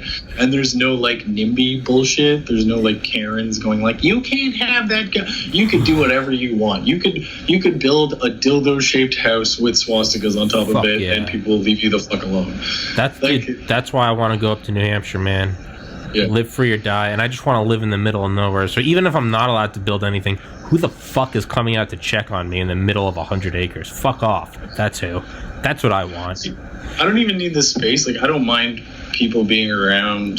I don't mind close proximity because there's so much nature. Like, it's almost weird. Yeah. I find when I live, like, Canada, where I live, it's just like any city you've been to. I guarantee if you came to Toronto, you'd be like, okay, this is just like a slightly different laid out Atlanta or like any other city. Just any American. Same shit, right? But it's just like fucking concrete jungle, right? There's nothing. Yeah. Whereas in Japan, it's weird. You get like these really intense concrete areas, and then less than a mile away, there's just like endless forests, like bamboo forests and shit that you can't even hear the city from. You can't see shit. There's no pollution. There's no you don't have to have a license. You just pull out your fucking like fishing rod and you just go for it, right? Nobody's gonna bother you and like, how many perch did you catch today? Like, fuck you. Can I see your as many as I want to eat. Yeah.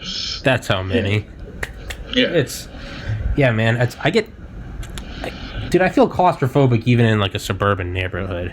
Just like the fact that like I have to like, close blinds if I just like want to walk around naked. If like no one's home but me, and it's like I'm just waking up at noon and I'm just fucking not putting on pants today. And it's like, well, I got fucking neighbors. Like, I get claustrophobic in that. I still feel like people are on top of me, dude. Like, I don't want to be like Survivor Man. But, like, I just want enough that, like, if I look around, I just see trees. Even if there's a town right down the road, that's fine. I just kind of want to be away from... I want to be able to go see people on a whim, but I want my baseline to just be, like, silence and privacy. That's all I really... Like, I don't... Again, who doesn't want a fucking mansion? But, dude, I would be okay with just, like, a fucking cottage. Like, I don't... I would not be interested in a mansion. It's too much pain in the ass. I'm more interested in the concept of, like, what if I can make enough money in, like, one swing to just never have to work again? Because to me, that is more valuable than anything. If I could... Even if it was I had to live, got to drive the same car for 30 years and have a tiny house. But if I didn't have to go to work... To me, that's better than making a big ass salary doing something you don't want. Like, I truly want to just be free. That's what I want. Like, from where I live to what I do, like, I just want to be free. Like, I want to experience that before I die. Like, true freedom. I think I get it. Like, that's probably why I was so... Like, when I came back to Canada after being in Japan, I was fucking depressed for, like, a year. Because I felt so suffocated and, like there was lack of options to do shit. I don't know what it was about that country, but, like, when you're there... Like, they have a lot of, like, personal responsibility, but in that personal responsibility, there's a lot of freedom. Do you understand what I mean? I do. Like, there's a lot of concessions. There's a lot of, like there's never any... I've never been in that country anywhere where I was like, oof, I don't know if I should be here. Or, like, you know what I mean? Not fucking once in my life. People don't steal shit. Like, people aren't aggressive. They'd rather talk it out before, like, throwing down. I've seen fist fights and shit, but it's usually over dumb shit. You know what I mean? Or, like, drunk people. Yeah, piss drunk. But that's another thing. It's like, we talk about North America. We're so free. We're so free. How many fucking dry counties are in the South? Oh, you're super free, huh? You can't even fucking drink alcohol. Like, on the open, that's not freedom. That's not freedom. Can't buy pot. Right? I can't buy pot. You can't buy weed, right? But I can. But even though the weed I can buy right now is fucking garbage, like, you can still buy basically everybody's... Yeah. But, okay, in Japan... drugs are like, no way. But, like, if you want to drink, you can go to a fucking bar and throw down $20 and drink all you want for 2 hours. That's it. They'll just keep bringing you pictures. They'll keep bringing you fucking pictures. Yeah. It's called Nomi Hodai. Right? And I don't know. And again, it's different for me because I'm a foreigner, so I don't have to adhere to like so many Japanese things. But if you're a foreigner who goes in with good intentions and you're like, yeah, no, I'll go along to get along, dude, the fucking world is open to you. Yeah, man, it's like none of my desires are like super hot girlfriend, look at my car, look at my house. I'm in a like I just want to like be alone and like not have to depend on anyone. Like I hate living at home. Like I hate that like my parents still like provide for me because I feel fucking worthless. But like I don't want to have to do anything. Like I don't want to do like the homeowner association. Like I don't want to go meet my girlfriend's in-laws. Like, hey man, you really shouldn't be saying stuff on that on your podcast because it offends. Like, okay, like I want to be at a point where it's like my podcast can be shut down by every platform because they don't like me. And it's like, okay, well I put enough away that okay, I got my Xbox 10. I can't fucking see that happening just because like no, neither can I. But I want preparing for every contingency. It also is for the amount of people that are being like, oh, blah, blah, blah, blah, like this person said this one thing. 1,000 more that don't care. There is also becoming now a backlash to even that shit. People just like, shut the fuck up. Just shut up. People are realizing, like, why the fuck are you bothering these people that aren't really a problem? Yeah. Why don't we fucking go after, like, the KKK? You know what I mean? Let's cancel their fucking culture. Yeah. Like, holy shit. Nobody's saying shit about them, right? Don't cancel a comedian, Don't cancel someone that said something maybe in poor taste. Cancel the people burning crosses in a black neighborhood, right? I've always been a huge fan of Bill Burr. Yeah. Because the way he talks makes you think, like, it's funny because it's almost like a bait and switch with him for both sides. He'll say something that like, a leftist or a rightist will, like, agree with, right? And then in the same rip the carpet out from under him. Totally, like, devalue the opinion, right? Yeah. Like, I love watching him talk about, like the epidemic of gold digging whores. Yeah. Right? Yeah. And he's like, and everybody in the audience gets all like, oh, like, how dare you say that? Yeah. And he's like, no, I'm talking about whores, people. Like, I'm not talking about you. I'm not talking about your wife. I'm talking about gold digging horse. Yeah, exactly. He's like, it's just the same as a wife beater. It's like if somebody was like, oh, these fucking wife beaters, I wouldn't get all, like, offended because I know that's not me, about the wife. Right? Yeah, I'm talking about the wife beater. But they exist. Yeah. Yeah. Yeah, man, I don't know. Like, there's a reason Dave Chappelle, like, Bill Burr is one of Dave Chappelle's favorite stand-up comedians. Yeah. Right? Because he fucking realizes, he knows, like, those two real. Fucking together is crazy. Yeah. There's certain people that are just unabashedly real, And it's if they're popular and they're making money, that's just a coincidence. Because if people hated them, they would still be them. Everyone could hate Bill Burr and he wouldn't change. It just so happens that most people like him, right? Exactly. Well, I think that's why people like him, because regular people are just like, yeah, he makes good points. Yeah. He's making good points. It's like Carlin, right? These people aren't just telling jokes. They're paints a picture. Critiquing our society. Yeah, exactly. Carlin's fucking thing on us bombing, the United States bombing brown people, is I think we bomb brown people. We average a major war every 20 years. We bomb brown people. If you've got brown people, tell them to watch out because we're gonna bomb them. When's the last time we've bombed white people? Have we ever bombed any white people? Yes, once. Who was that? The Germans, and that's only because they were trying to take over the world. Bullshit. Yeah. That's our fucking job.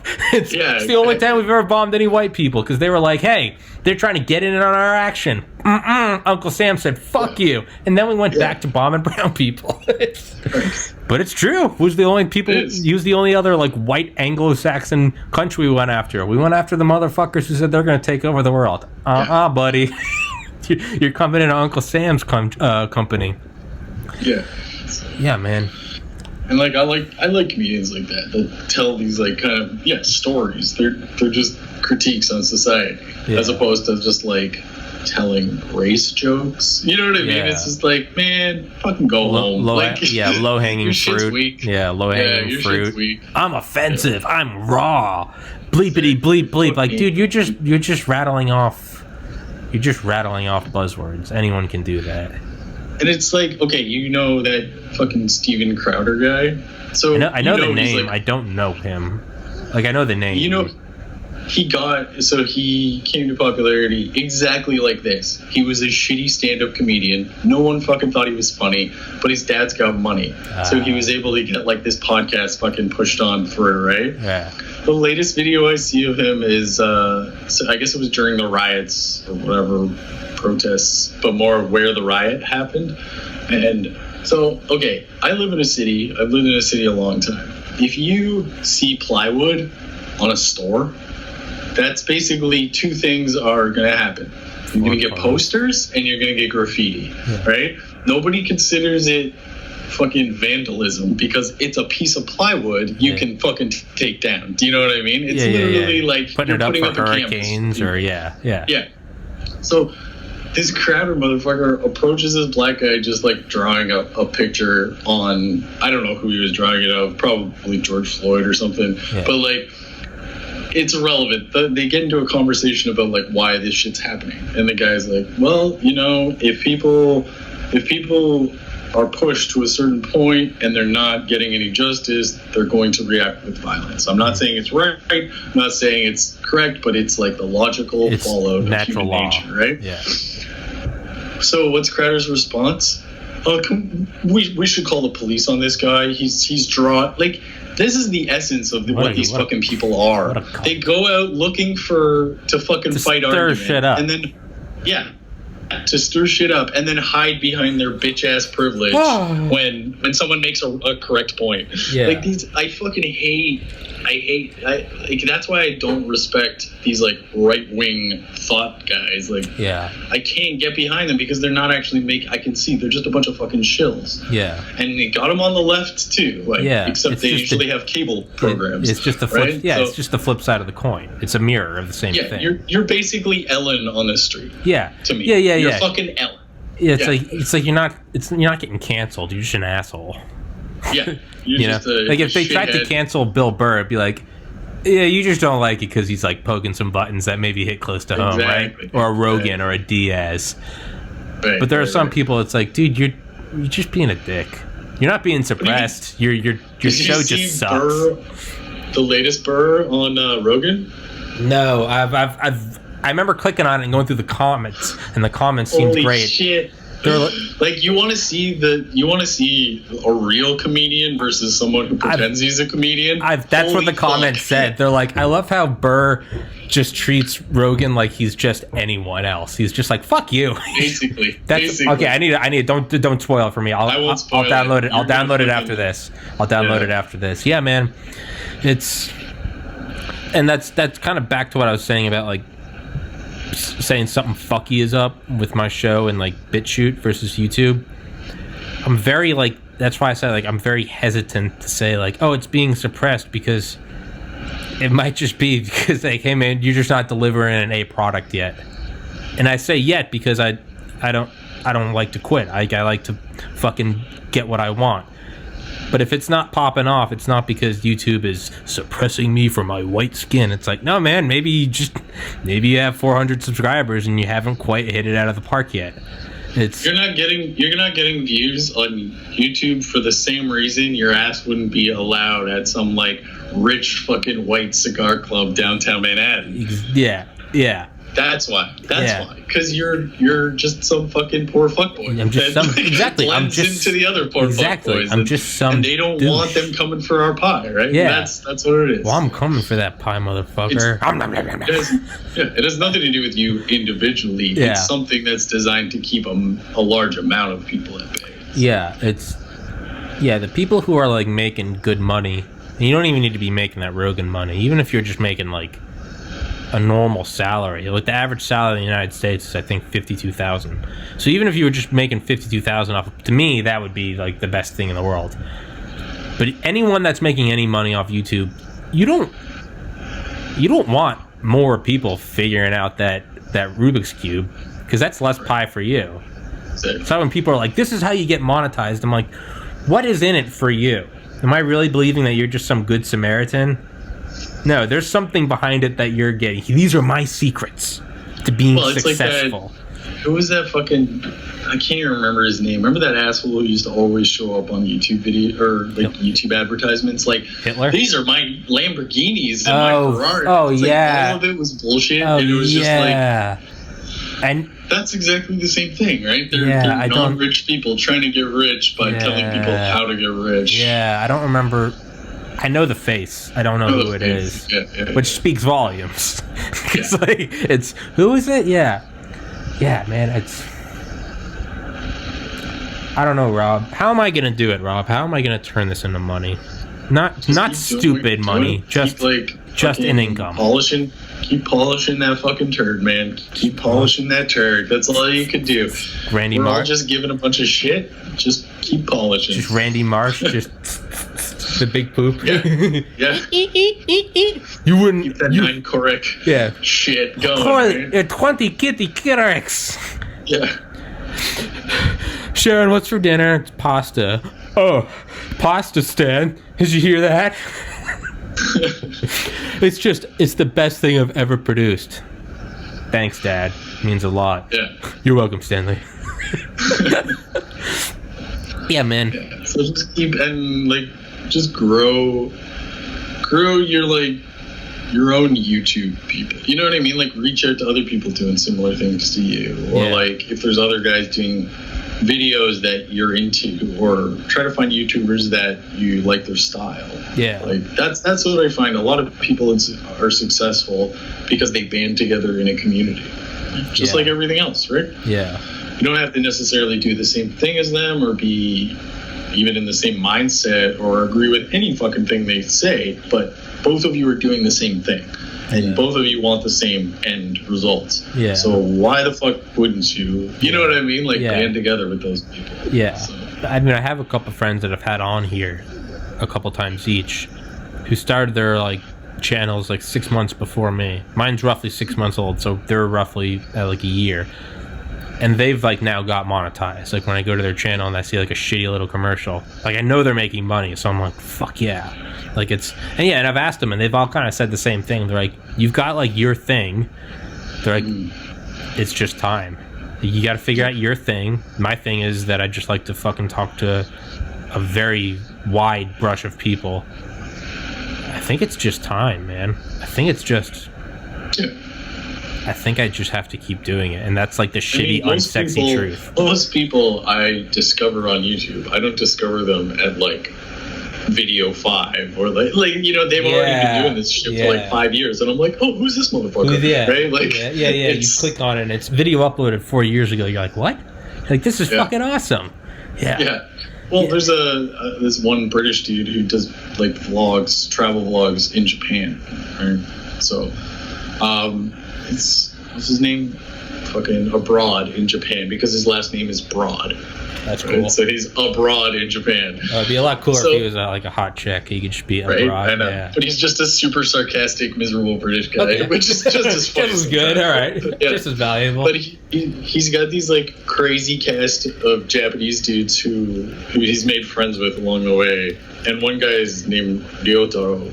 And so he's this guy who's from Japan originally, but he's lived in England. He's worked in Germany in IT. He's been fucking everywhere. So he's got this really strange English accent that's a mix of all these different dialects.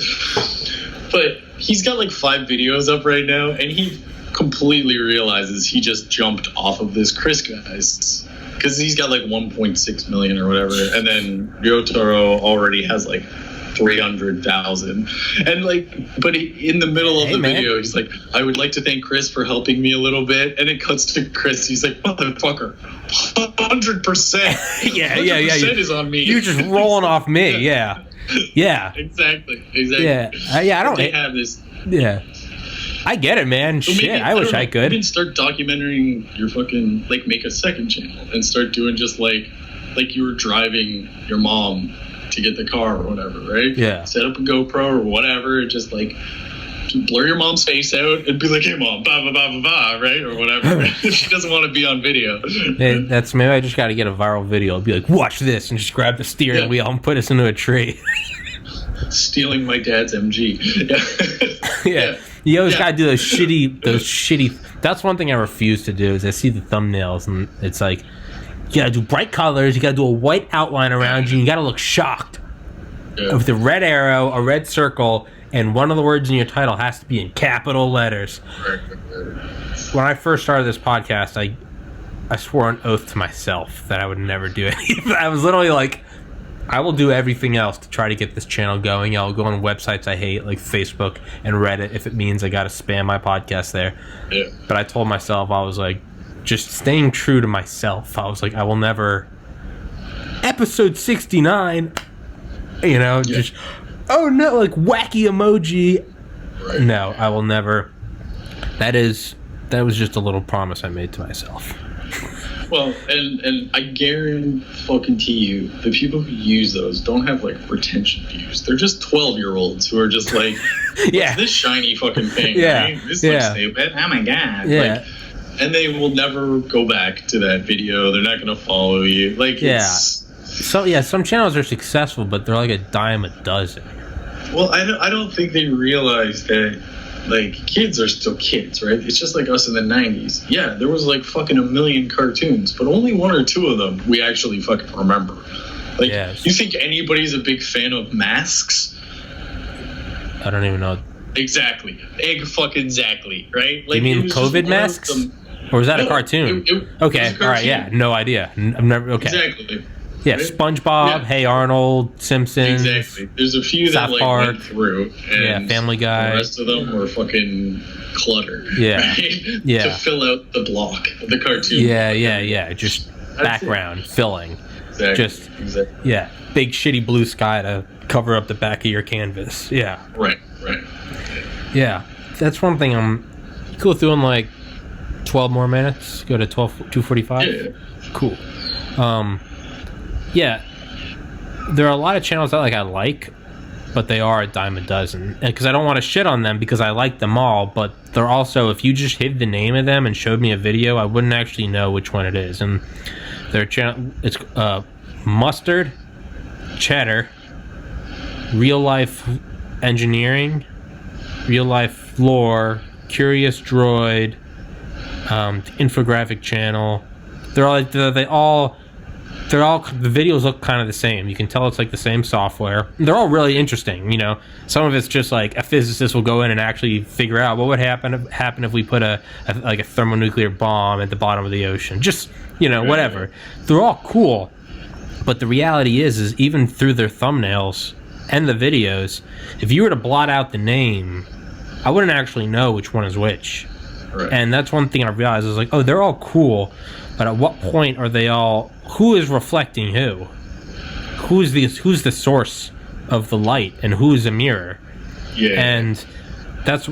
I've kind of come to at least think that, the guy who, wrote off the other guy's podcast or channel, little help from him, all the help from me.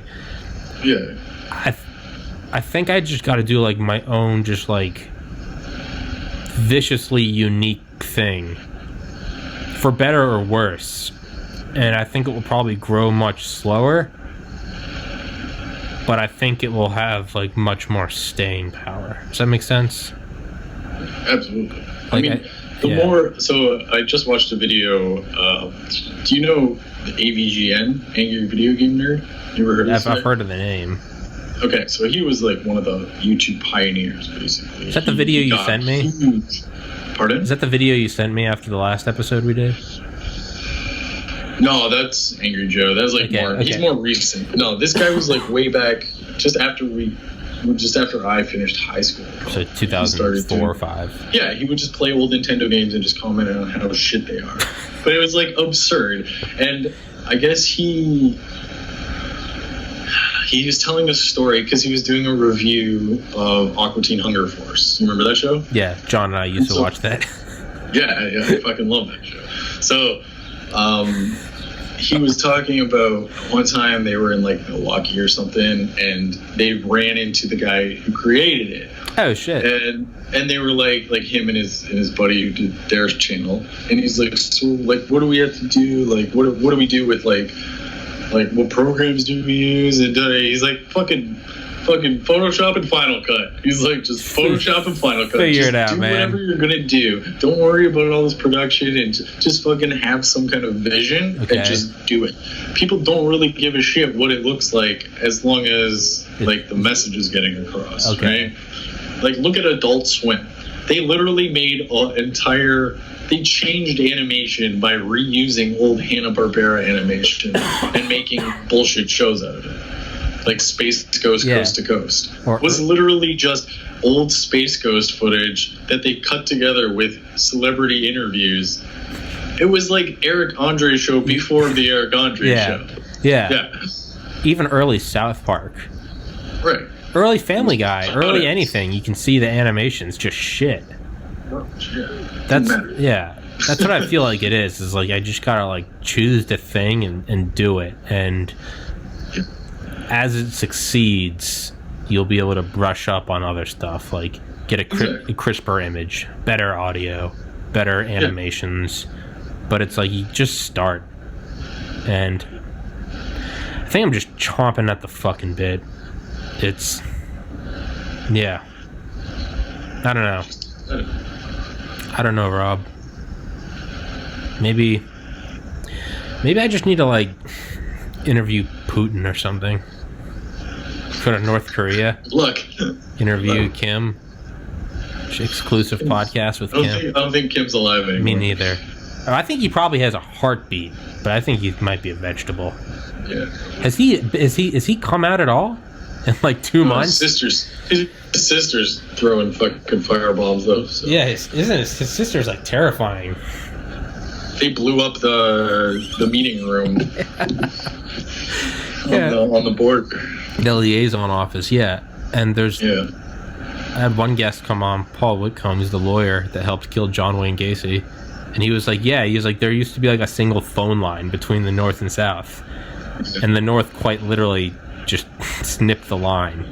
It wasn't that it's not that they unplugged the phone, they symbolically, like some cartoon villain, snipped the line. Yeah, man. I was kind of hoping that Dennis Rodman would be the wild card over there. Rodman would come out as successor. Yeah, not anymore. What if he's just a super high-level CIA plant? That would be more likely. You don't think he fucking got debriefed the minute he got off that plane? I'm sure he did. Are you kidding me? I'm sure he did. Yeah, are you kidding? Yeah. I'm sure he was picked up in a cab, and the cab was not a cab. They went to a warehouse or something. Yeah, you don't go become buddy with some guy that has the power to nuke the United States, and you just come back like, what? I didn't break any laws. They pick you up in a blacked out Suburban, man. Right. Maybe he is a high level plant, dude. How fucking honestly, man, in 2020, that wouldn't even be the craziest thing. It came out that Rodman like killed Kim, and that's what happened. It would just seem par for the course at this point. It'd be like, Well, I did just see that like other post about on Demolition Man. I don't know if you've seen that movie. Yeah. But like Rodman actually studied like Shotokan karate, and his it was the same thing with like Bruce Lee, where he's like during the fight scenes he was moving too fast. Like his punches were too quick that they were like, "Sir, can you slow that down? They're not registering on the camera." So like the guy knows how to fight too. So it's like, what don't we know about Dennis Rodman? I think he's a high level plant, dude. Possibly, because we haven't heard from him either since then. Ooh, it's been conspicuously quiet. Or I was gonna say make a body double, but there's gonna be no one more difficult than Rodman to make a body double of. It's not me. It's some generic white guy. It's like trying to make a body double of Post Malone or something. Like, good luck. What if I wonder how much that happens though, like when bands go on tour to certain places. Sure, go to denied countries. I'm sure, man. I'm sure that the CIA's got someone in there. Or like, one of the roadies or some shit. Yeah. I mean, dude, Ben Rich, the former CEO of Skunkworks, Lockheed Martin, he died in like 95, but he was invited to Russia and like the Soviet Union, like the final years of the Soviet Union, when they built the Antonov 225, that big ass 6-engine cargo jet, and he was invited to come see it, and he could bring his like wife and like one more. So his wife's cousin, wink wink, came along, who's a CIA structural engineer. Exactly. And she posed for pictures with Ben Rich's wife as they were cousins. You know, right. Of course, poses in front of all the things they want pictures of. They pose, make sure you get the engine, like, you know, so you can see the fuel source. I'm sure they do that all the time, dude. Yeah. If you're touring in, like, Moscow. Yeah, man, why not just... That's a beachhead. But no American artist get to go to North Korea. Enter Dennis Rodman. Right, exactly. If you're buddy with, there's like Rodman dies in like 2040 or something, and there's like a state funeral for him. It's like the U.S. president is like, they served in silence. There's like put like the Medal of Honor, and it's like, what the fuck? Seriously, it's like all all the living presidents are there. Like Rodman served. Right. Not only was his jump shot killer. I got nothing else, Rob. I gotta go piss, so no worries. I'm gonna wrap this bitch up. Hey, fuck you, JP, for, I guess, his... Having to work and have a family. What an ass. What a selfish... How dare you be a good father? You are tearing this country apart with your responsibilities and work ethic. Fuck you. Why can't you be more like me and Rob? Losers. Losers. Fuck you, JP. Losers. We definitely need to do one, though, with you, me, and JP. I'm going to be up at the lake house for like a week, so. But, yeah, that's all I got. Oh, me too. Till next time. Canadian correspondent Rob Anton and, signing off. From Canada. From the south of you. Are you the south of me? Yeah, technically. No, I'm in Maryland, dude. I'm not in Maine. Yeah, it's still farther north than Toronto. Maryland is not farther north than Toronto. Isn't it? No, Maryland's like 5 hours south of New York. You're not even close, Rob. What the fuck are you talking about? Look up Maryland. No. We're not finished yet. Look up Maryland on a map. I'm on it. Oh, yeah. Definitely. 8 hours.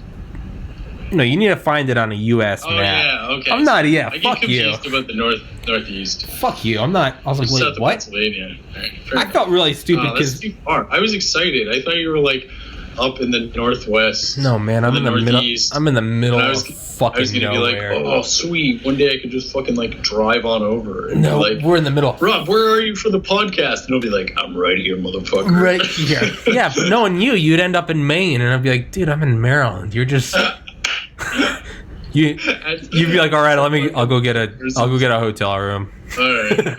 I'll see you in 9 hours. Fuck you.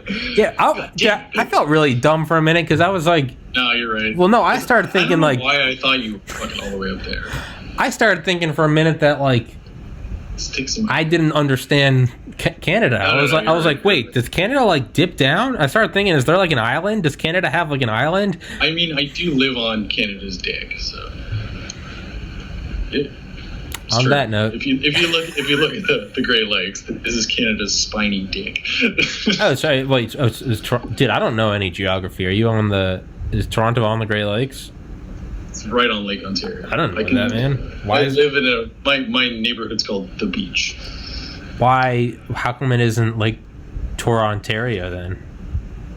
Why? Because I have no fucking idea. Well, get on that. Ontario's bigger than Toronto. Fuck you. Yeah, I didn't. Yeah. No, the biggest offense is that half of Lake Ontario is in the States. Yeah, how does that go? Does the border just cut through it? It does. So like we're allowed to cross the border, but we're not allowed to land. Yeah, that's weird. How do you? Yeah. Does the U.S. Navy have a presence in the Great Lakes? I think both are. I think they're just what do they fucking call it? The guard, National Guard, Coast Guard. Coast Guards. Yeah, we both have Coast Guards lined up, staring at each other from across the lake. Like the DMZ. Yeah. Yeah. Those fucking Canucks. While all these drunk people party on like houseboats. People are drowning. Dude, you know, I leave it to Trump. Trump will put an aircraft carrier on there. Jesus Trump will Christ. put a fucking super carrier right in the middle of a lake. All right, Rob. All right. Let's go. Solid podcast, and check it out on BitChute and Spotify in case this one gets yanked. I doubt it will. All right, man. I'll text you when it's uploaded. Sounds good. Peace, brother. Stay safe. Peace. Bye.